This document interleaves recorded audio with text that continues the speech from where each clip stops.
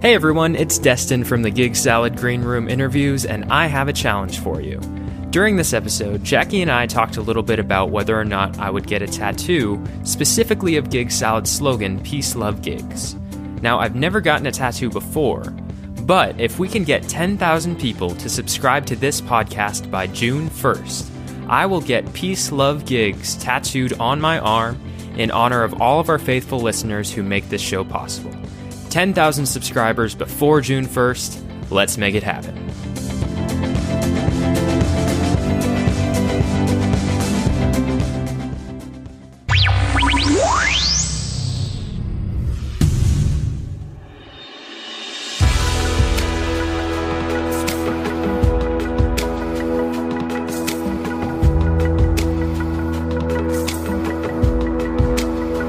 I'm Destin Harrison, and you're listening to the GigSalad Greenroom interviews. It's hard to believe that it's been 5 years since Jaci Velasquez released her last album. Since the start of her career, Jaci has sold nearly 5 million records, charted 16 number one singles, and 6 more that made it to the top 10. She's had 3 platinum records and 3 more gold records. Her latest album is called Trust, and it's available as a companion record in both English and Spanish.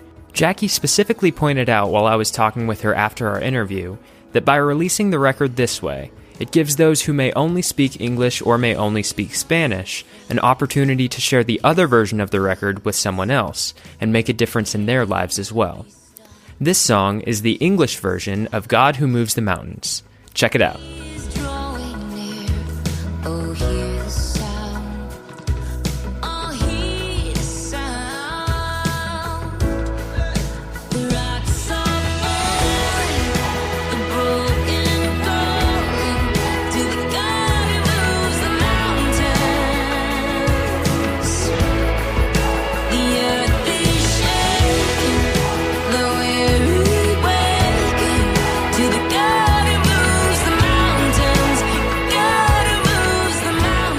So we're here with Jaci Velasquez. Jaci, how are you? I am fantastic. How are you? Doing very well, thank you. You're about to release your first studio album in 5 years, is that right? My first English record in 5 years, but it's my first Spanish record in 14 years. Oh my gosh, I didn't realize that. It's been 14 years since your last Spanish record? Yes, it's been 14 years. I did do a lullaby record for Fisher-Price in between there, but it wasn't like a record. It was a lullaby. Okay, I see. So what have you been doing in the past decade and a half or so? Seriously, right? Actually, I got married over 10 years ago, and I have a 9-year-old son and an 8-year-old son. So, and then I did a radio show for 6 years for Salem Communications. And that was morning radio. Woke up at 4:20 in the morning every day, and the show was from 5 to 9 a.m. Oh, gross. 4:20 in the morning? Yeah, totally. It was 4:20, and I had everything timed out when I would get from home to the station and still get there in enough time to grab a coffee and sit down and open the mic. Wow. That's some serious dedication. I would be hard pressed to do anything at 4:20 in the morning. You could offer me $100,000 at 4:20 and I'd still sleep in. I think because the kids were so small at the time that I started, they were waking up so early in the morning anyway. It was just a few minutes. It was like half an hour earlier than normally I would have been waking up. But, since then, that was for 6 years. And it was perfect because I was able to get home at like 9:30 in the morning and still have the rest of the day to spend, at the time my kids were toddlers. So it was perfect for me. But then, obviously I still do music, and then I have some movies. I did a few movies over the past 5 years, and then have 3 more coming out this year, which I'm excited about. I've seen some of your movies too. You did Chasing Poppy with Sofia Vergara. Yeah, Sofia Vergara and Rosalind Sanchez. Yeah. Back to the morning show. They say if you wake up that early consistently, you get used to it. Did you ever get used to waking up at 4:20? That would be a lie. I don't think you can ever truly get used to it. After I stopped doing radio, I would still, my body clock for like 3 days would wake up around that time. And I'd wake up in a panic going, oh my goodness, I'm going to get dressed. I'm going to get makeup. Oh, I'm going to run out. And then after about 3 days, it was like, Oh, waking up at like 7:10. It was good. It was good. I was happy when that clock changed in my body. Well, I respect the dedication that it takes to do that. I used to wash windows, and I would have to wake up at 3:30 or 4 in the morning. And everybody said, they're like, you do it for a couple of weeks, and your body just gets used to it. You get in that rhythm. Same experience. It's a total lie. Whoever tells you that is just straight up lying to you. They're lying. Anytime that you wake up before the lights go from flashing yellow to green and red, that means you're up way too early. Exactly. You know what? I have a theory about that. Tell me. The Bible specifically says God made the sun to rule the day and the stars to rule the night, right? Mm-hmm. So as a Christian person, I believe that it's unholy to wake up before the sun comes up because God has a standard there. He made the sun for one, stars for the other, right? So he knows what's best. I'm going to use that. Thank you for that. I appreciate that. I'm going to tell my husband about that too. Exactly. It's religious justification for sleeping in. Absolutely, right? We can find stuff in the Bible that will, work with us, for us. Exactly.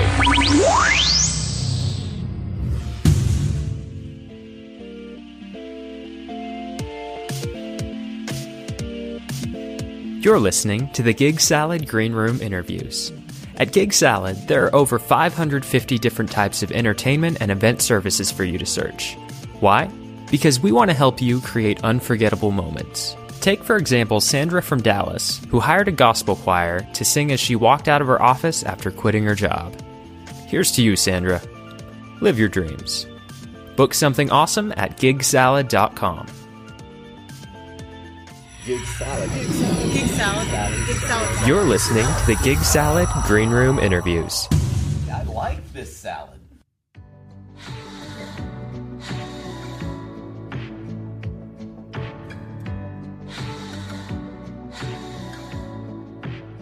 So you used to host a talk show, and now you're a guest on our talk show. So I figured we'd do something a little bit quirky with this episode, something a little adventurous, and have an interview off. Are you up for that? Oh my, yes, I'm up for it. All right, a little healthy competition. All right, so here's what we're going to do. We're going to do it in the style of two truths and a lie. So we'll both think of three things, two of which are true, one of which is a lie. We'll take turns saying those three things. The other person will have a couple of minutes to ask questions, get to the bottom of it, figure out which one's the lie, and at the end, we'll see if we get it right. Does that sound okay? Sounds perfect. All right. You can go ahead and go first if you have some ready. Okay. I'll give you a minute to think it over if you want. Okay. Okay.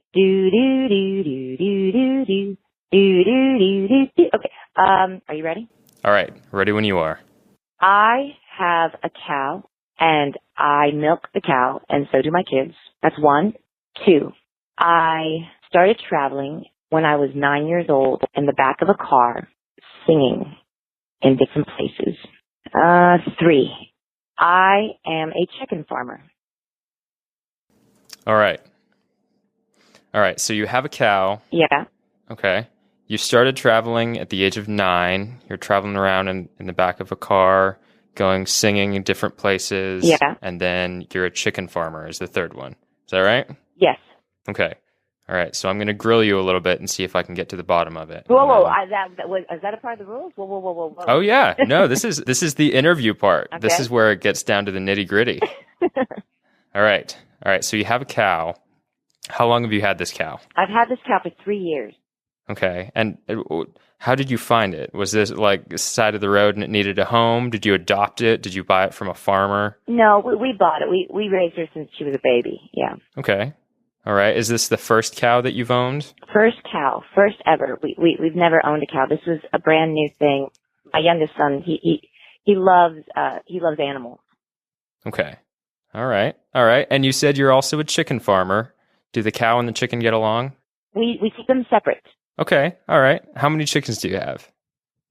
14. 14 chickens. Good gosh. I hope this one's a lie. Okay. 14 chickens. Do you do it for eggs or do you eat the chickens or are they like pets? Well, my son, because he loves animals, I would feel terrible to eat chickens. Now we keep them for eggs. For their eggs, yeah. Okay. All right. And you said you started traveling at age 9. What did you do for schoolwork when you were traveling? I was homeschooled, and I had I had a TV in the back of our car, and my school was through video, and so I would watch videos to do my schoolwork. Okay. What did you plug the TV into? It was an AC/DC. Okay. So you could use cigarette lighter or power, AC power. All right. Okay. No further questions. All right. I think I got it. So we'll put those on hold for now. I'll give you my 2 truths and a lie, and then you've got to interview me. Try and figure out if you can get to the bottom of it. Sound good? Sounds good. All right. Number 1. I found a 3-carat diamond in a pet store parking lot when I was 9 years old. Okay. Number 2, whenever I was in high school, I used Kevin Bacon's speech from the movie Footloose to get out of trouble while throwing a party that all of the parents were mad about. Okay. And then the last one is, I have GigSalad's slogan, Peace, Love, Gigs, tattooed on my left arm. Okay. Now, as far as the first one, it was a 3-carat diamond. Where did you find this diamond? I found it in the parking lot of a pet store. I was walking with my mom to our car, and I saw something. I loved rocks as a kid, so I saw this shiny little rock, picked it up, and I was like, oh, that's cool. Now I showed it to my mom whenever I got home, and she was like, oh my goodness, this is a diamond. We need to take this back. So we looked around. We couldn't find anybody that had lost a diamond. We asked the pet store. They're lost and found and everything. Nobody had reported anything missing. So we ended up keeping it. It's a 3-carat diamond and got it for free. I still have it. You still have it. So did you ever get it appraised? I did actually, yeah, because our first thought was there's no way this is real. So mom wanted to throw it away, and dad was like, you know what, we'll take it. We took it to a local jewelry store, and they tested it out. And I remember the jeweler's this sweet little old man. And he was like, well, you struck it rich, son. And he was like, it's genuine. It's genuine diamond. Okay. And how much did he appraise it for? Oh, that I don't remember. I don't actually remember. That's a good question. That shoots down my credibility a little bit. I recognize that, but I don't actually remember what he told me. And you were 8 years old? Is that right? 9 years old. Oh, okay. Okay, so Kevin Bacon's speech. Can you recite the speech to me? Oh, not without looking it up. That was years ago. It was the one, though, where it's at the end of the movie, and so I was throwing a dance party, and it was outside of school time, so I figured it would be okay, and the parents got all mad because I was, inciting their children to rebellion. And he gives that speech at the end of the movie where he talks about, even in the Bible, there's a time for rejoicing, there's a time for mourning, and the Bible says there's a time to dance. And so I gave that speech, and it actually went over very well. The party went off without a hitch, and everybody had a great time. Okay. Number 3. You have GigSalad tattooed on what part of your body? GigSalad's slogan. I have Peace, Love, Gigs tattooed on my left arm. Well, upper arm. Okay, I'm going to go with Kevin Bacon. That is the lie. Okay, you're saying Kevin Bacon's a lie? Yeah, I think that's the lie.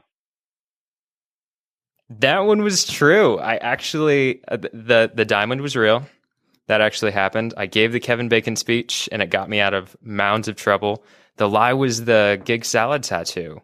I thought about getting it. But when you answered it, it sounded so like Peace, Love, Gig. I'm like, I would tattoo that on myself. I almost did, and then I chickened out at the last minute.